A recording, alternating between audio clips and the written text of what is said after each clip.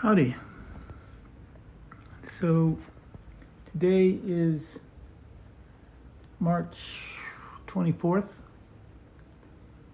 and it's a beautiful day, very windy in Venice. I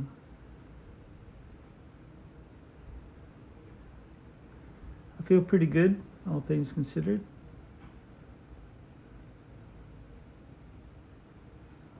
Really enjoying sitting here watching the seagulls soar outside the window.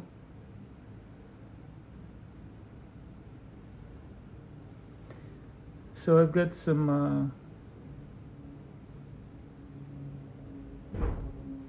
things that have been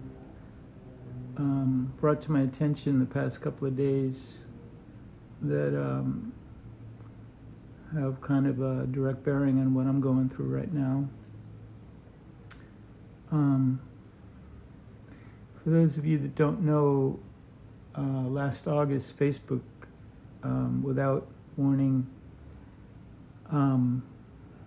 cause, explanation, or recourse, or an opportunity to back up my 13-year-old account, they disabled it.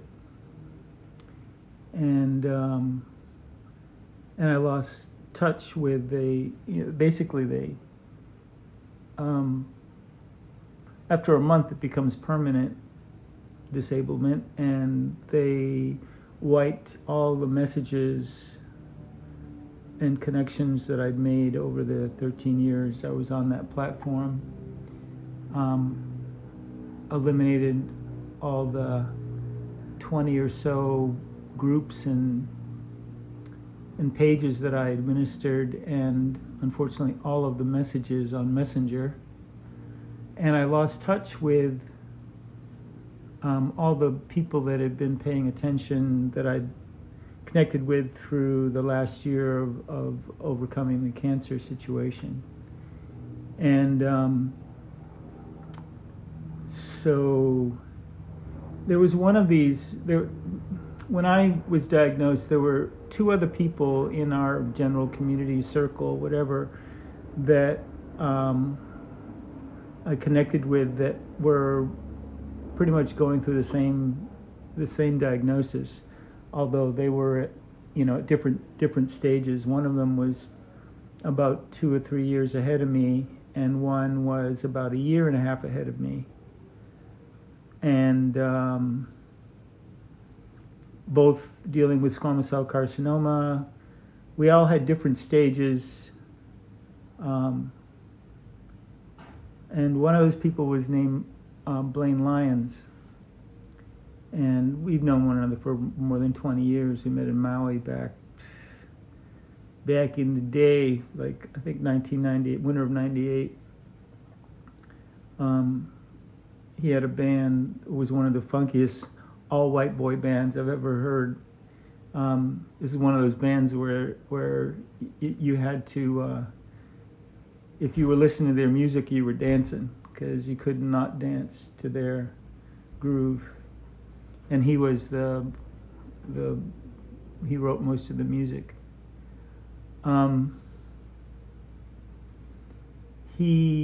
When I asked him, our last communication via Facebook was, I asked him what stage he had been at when he was first diagnosed, and he said stage 4.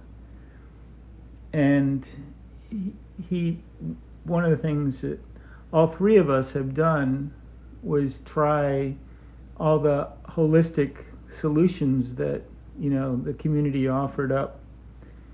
That was our first go-to, is to try to do it ourselves. When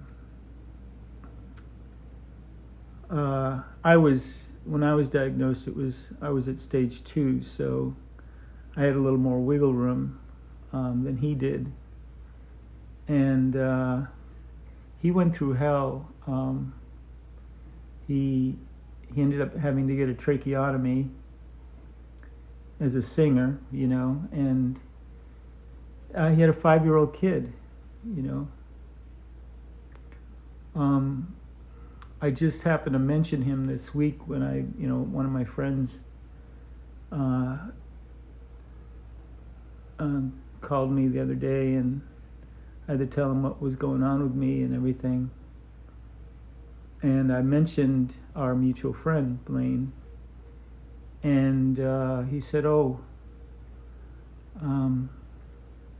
Blaine passed away on Halloween. So sorry if you're hearing about this for the first time like me." But how that landed with me was, I think, to you, I probably look just fine. And I feel fine for the most part. A little tired, but a little fatigued. But that's just a side effect of this new immunotherapy drug I started last week. My first infusion of 200 milligrams. And I was reading the sheet today on it, finally, to see about what's, side effects and stuff. And, top of the list, first one they wrote was fatigue. So I kind of figured as much and was expecting it, so it's no big deal. But it's real easy. Well, let me take a step back. I think if a friend of mine told me that they had cancer, I'd feel very grave and heavy and everything, and so I have a pretty good sense of how people feel when I tell them that I have, that I'm going through my second round of treatment for cancer having come back. And but on the inside, it's like, it's not like a constant thing where I'm always thinking, oh, woe is me, and oh, this is happening, and I'm still trying to just live a life, and for the most part, at this point, I forget that what I'm dealing with. I forget what's happening, and I enjoy forgetting.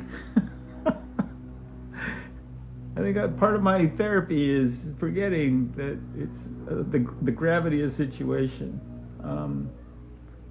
Yet this past couple of weeks has been several reminders. Part of this shamanic journey has to do with facing death, and while it's good to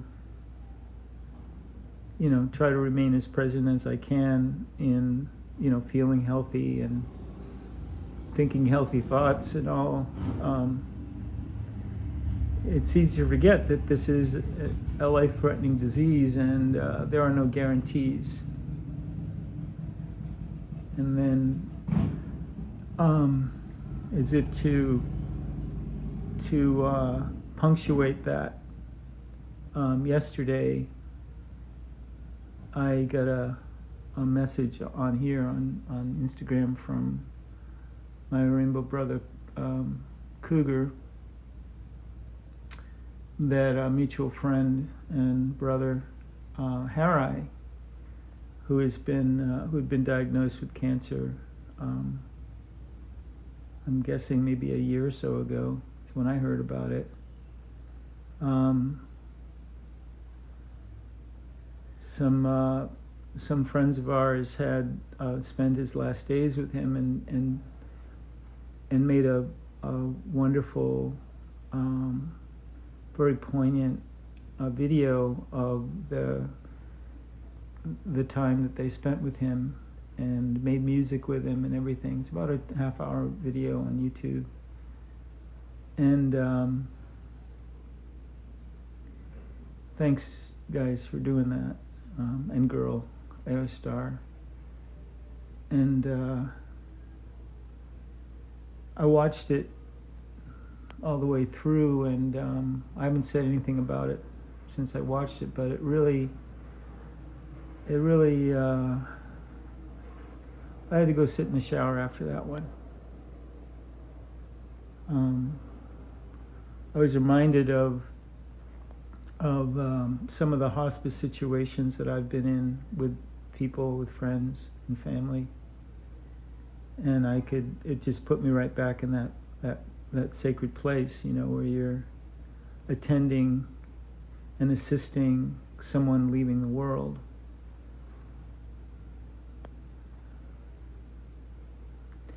So that's where my mind has been the past couple of days. I'm not planning to leave the world anytime soon, and I don't think that this cancer is my ticket out. Not that I'm looking for one or to have it punched, but I have faced death with this before. My last go round with the treatment there were a couple of days there where I saw death. Death revealed itself to me, and I saw it showed me how exactly it's connected to life. And so I had a really incredible set of dreams last night, and seeing the connection between our waking life and the metaphysical realms that we are constantly checking into and out of. And it's what a sacred thing this thing is, and it's such a privilege to take life for granted. Yeah. So anyway, my next infusion is April 7th. I'll get another 200 milligrams of this Pembro something or other drug, immunotherapy drug, and we'll see. I'm curious to see if the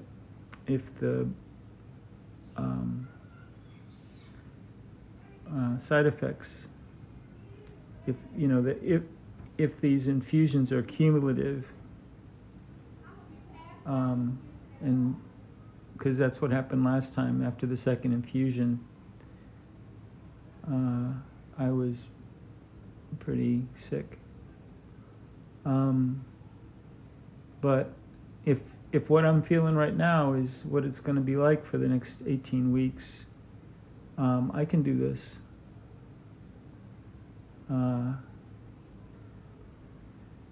I can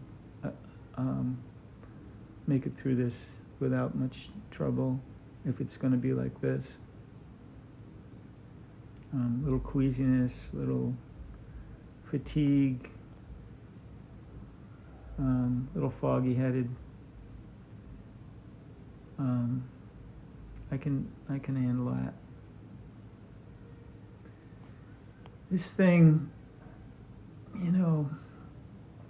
it's I like to think that it's getting smaller. So I'm going to keep thinking like that, and we'll see. So thanks for watching. Just wanted to check in and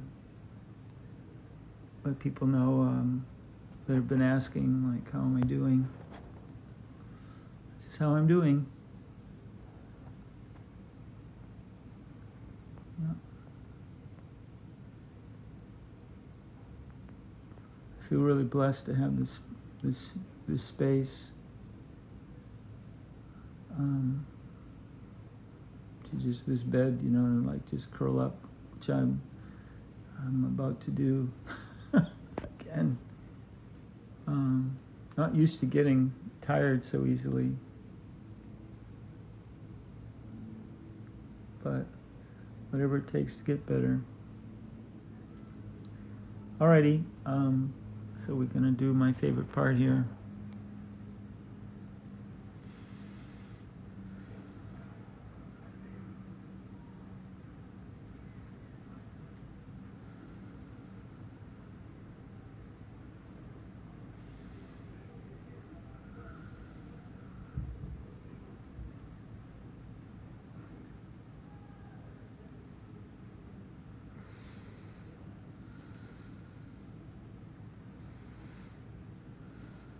Thanks for watching.